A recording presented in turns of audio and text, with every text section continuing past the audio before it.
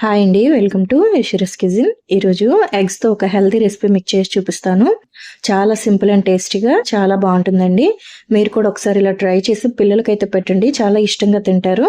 Prepare చేయడం కూడా చాలా సింపుల్. దాన్ని ఎలా ప్రిపేర్ చేయాలో ఇప్పుడు చూద్దామండి. దీనికోసం ముందుగా స్టవ్ వెలిగించి ఒక ప్యాన్ పెట్టుకొని దానిలో ఒక 2 టేబుల్ స్పూన్ ఆయిల్ వేసుకోవాలి.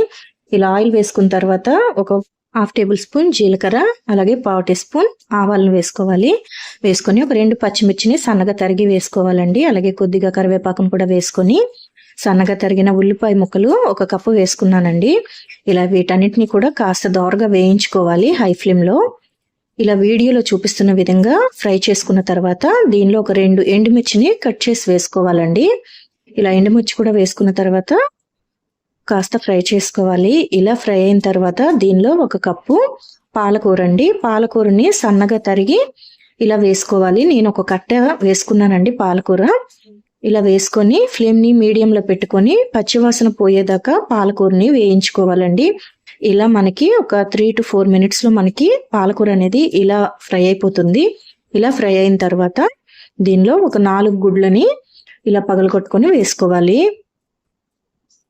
ఇలా గుడ్లు వేసుకొని వెంటనే కదపకూడదండి. ఇప్పుడు దీనిలో ఒక 1/4 టీ స్పూన్ పసుపు వేసుకొని అలాగే ఒక 1/2 టేబుల్ స్పూన్ కారం వేసుకున్నానండి. మీకు ఇంకా స్పైసీగా కావాలంటే ఇంకాస్త కారాన్ని వేసుకోవచ్చు.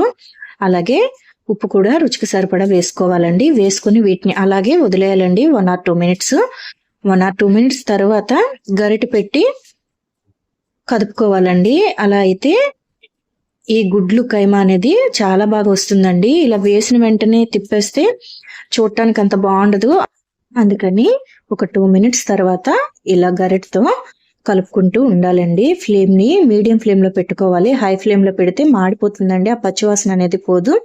గుడ్ల నుంచి వచ్చే ఆ నీచు వాసన కూడా వచ్చేస్తుంది.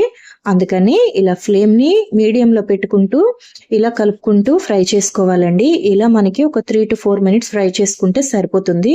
ఇప్పుడు ఫైనల్గా ఒక 1/2 టేబుల్ స్పూన్ గరం మసాలా వేసుకొని అది కూడా మొత్తం కలిసేలాగా ఒకసారి బాగా కలుపుకోవాలండి.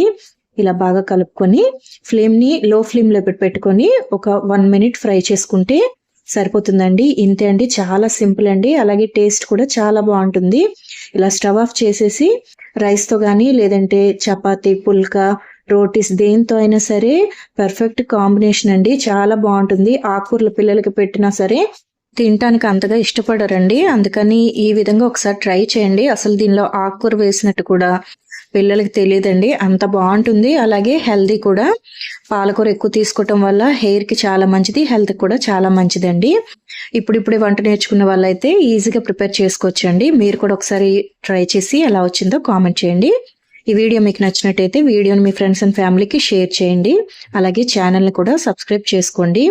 వీడియోని లైక్ చేయండి, షేర్ చేయండి, కామెంట్ చేయండి. Thank you for watching.